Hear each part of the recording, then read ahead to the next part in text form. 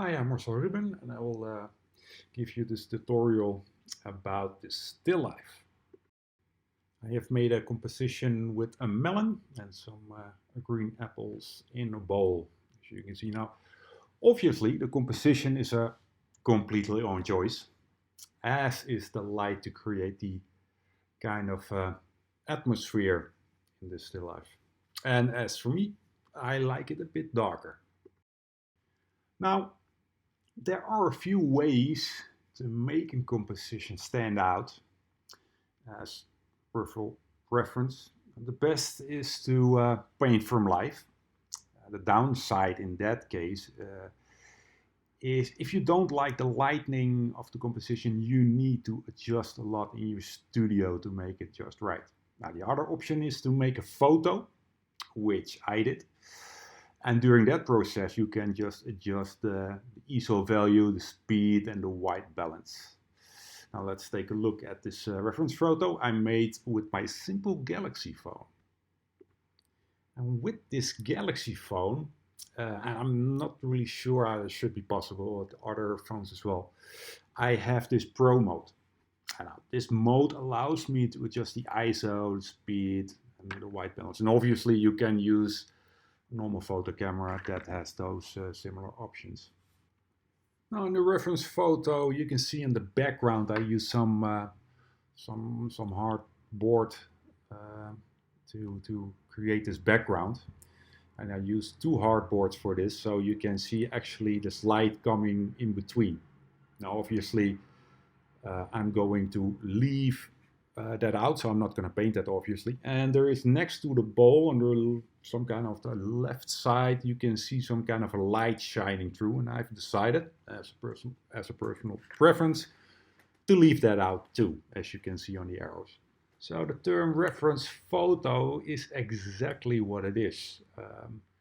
Mostly with all of my paintings, I paint and I come across some situations that I want to just leave out, delete, or change its value.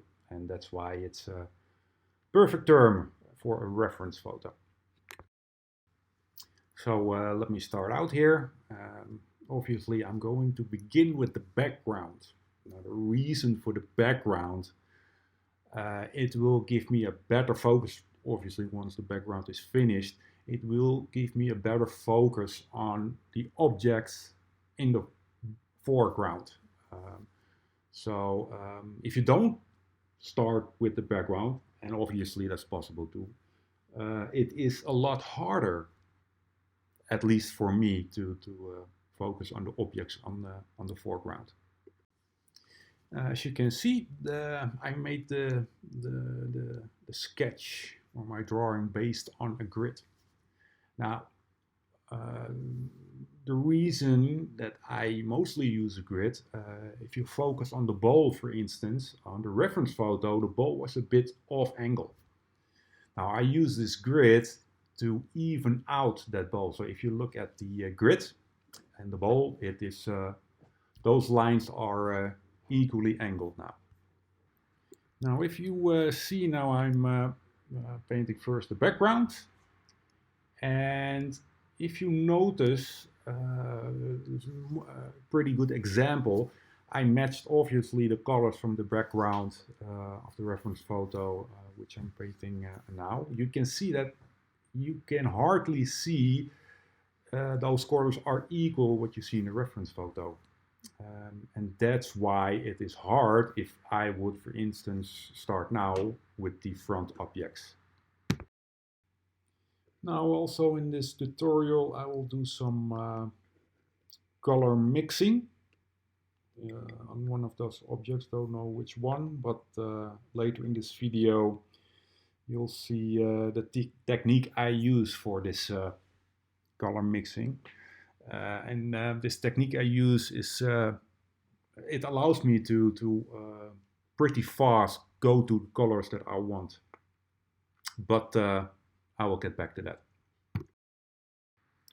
Now the first layer, you can see this as a house being built as new. So you first construct the base, So you put some poles in the ground and the house has to stand on that. And the second layer, you can see it as the house needs doors, needs a kitchen, windows, etc., to put the fine details in.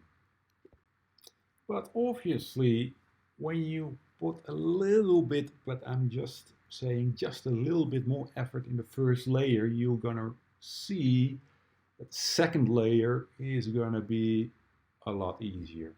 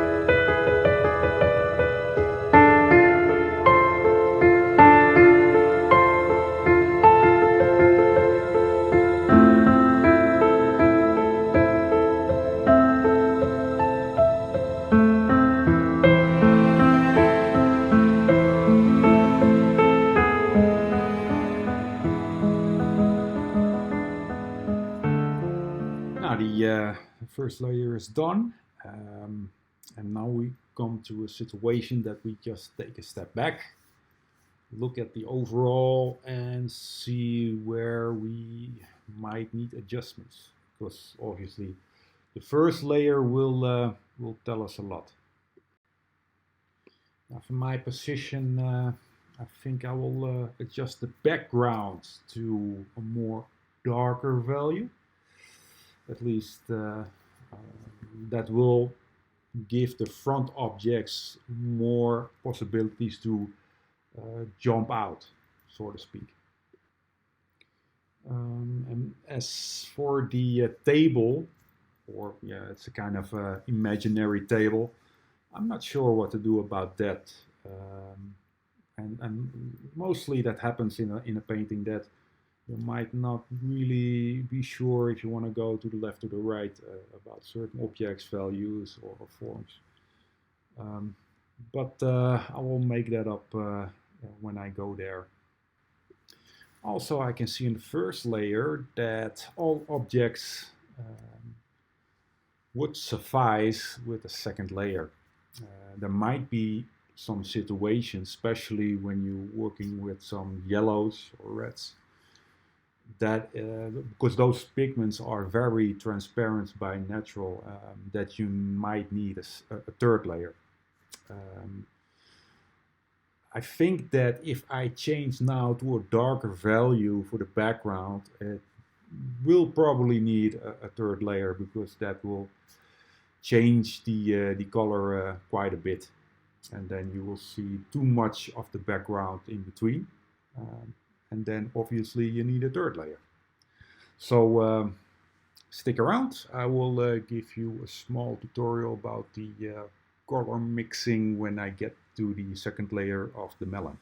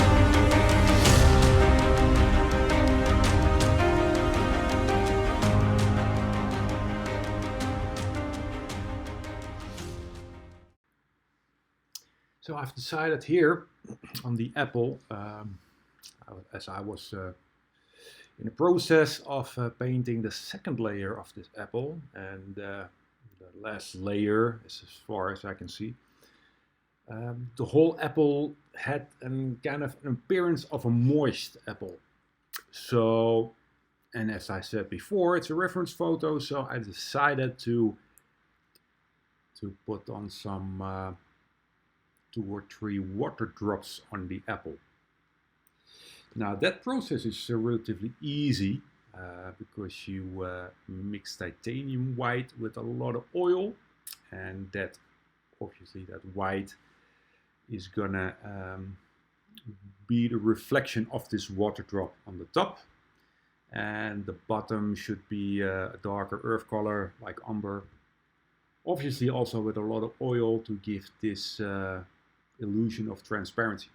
And in the middle, the apple will shine through, and this will give the water drop its essence as a water drop.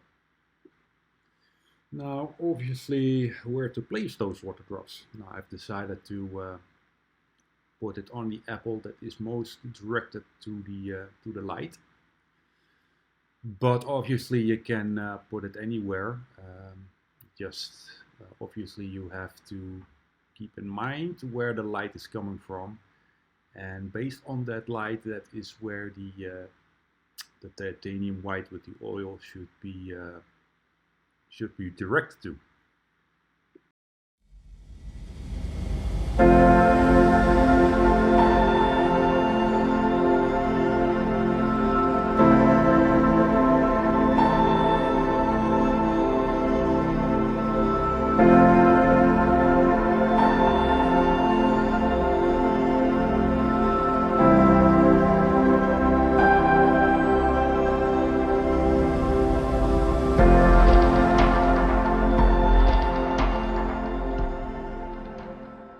So we have now 2 water drops. I think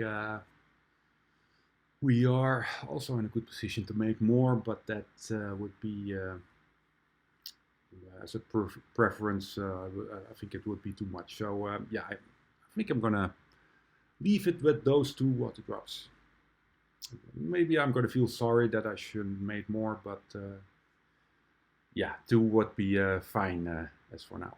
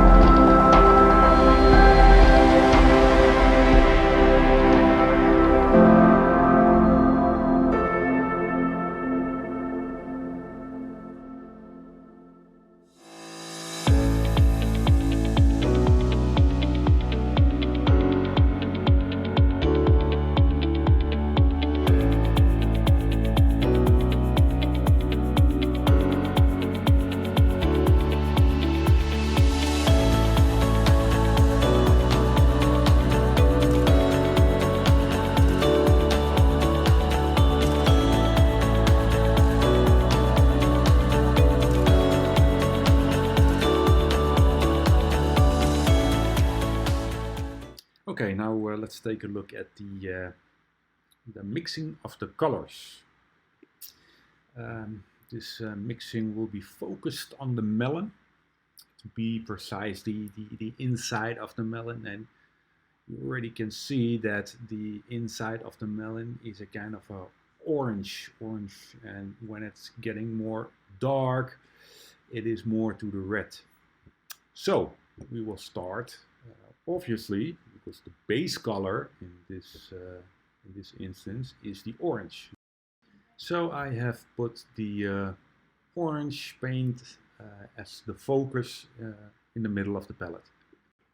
So I have gathered some colors. The one is yellow ochre, the lemon yellow, and some Allicent crimson. Well, there is a lot to be said about this color, but I don't have any issues with it. And I have a cadmium colors, not the cheapest one, but in this case we have a cadmium orange, and we have a raw umber. Now, especially the raw umber is a special color for me. And I call it the compressor. Compressor I use basically for almost everything color mixing. Now, every base color, for instance, in our situation, I use the cadmium orange. They have a very strong color, and in 99% of the cases that color is too strong for what we want to paint. For instance, you can see on that on the screen that the orange of the melon is definitely less strong than the orange that is directly coming from the tube. So I use the compressor, the raw umber. I use the compressor to bring that chroma down. So the strength of the orange, I'm going to bring it down with raw umber. Yeah, obviously when you do that, the whole color will be darkened a bit because it's an earth color and that is more directed to the darks. So I use a little bit of titanium white to bring it back up again. Now, when I'm there, and that means that I have the correct color, it is just a base, or just so to speak, of a ground color, because obviously the whole melon has certain kind of different kind of colors. One is more too dark, more red. If you look at the bottom of that melon, it is more focused on a lighter kind of a yellow. So the ground one is actually for me a starting color. Now, in each object, I basically try to find 3 or 2 colors, and mostly it's not more than 3, where I can start from. And from those base colors, I can go more to the red, to the light, as long as I can work with those base colors. And for me, in my experience, 99% of the time I can play around with those colors in the exact chroma strength and values to the certain object that I'm painting on. Now, as you can see on the screen, I pretty much match that that color. I just made a small screen capture of that reference photo on my computer, so it's a bit still a bit off, but if I mix it in real time, I can pretty much say that the colors are matching. So we have a ground color, and now I'm going to make a second ground color that is a slightly more darker. This will help me when I'm painting the melon from a lighter value to a darker value, to mix in between those ground colors to get the exact correct value.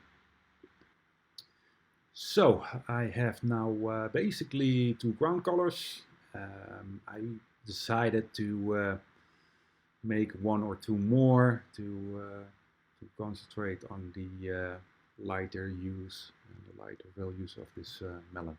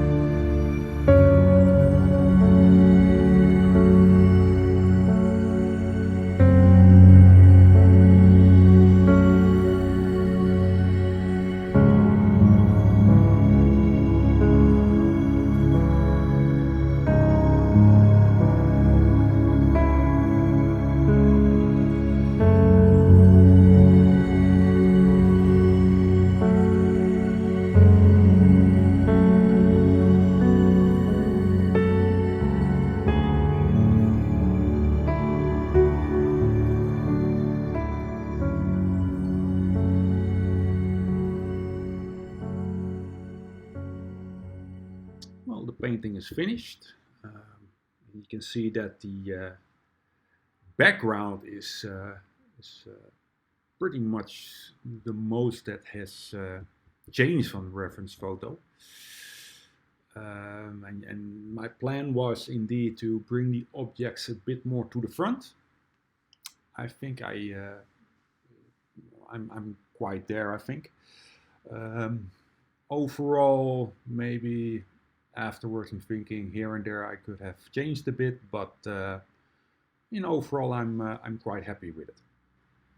From a compositional wise standpoint, you can see on the right side there is a kind of empty space, and also on the bottom on that table, imaginary table, there's also some space left over. Now basically the way I solve it, as the painting is finished, I'm making my own frames. So it's just a matter of putting that frame on top of the empty space, and at that point I think the painting is more or less pretty done. So after the frame is done, which I make myself, things will be quite good. I hope you enjoyed this tutorial, and I see you on the next one.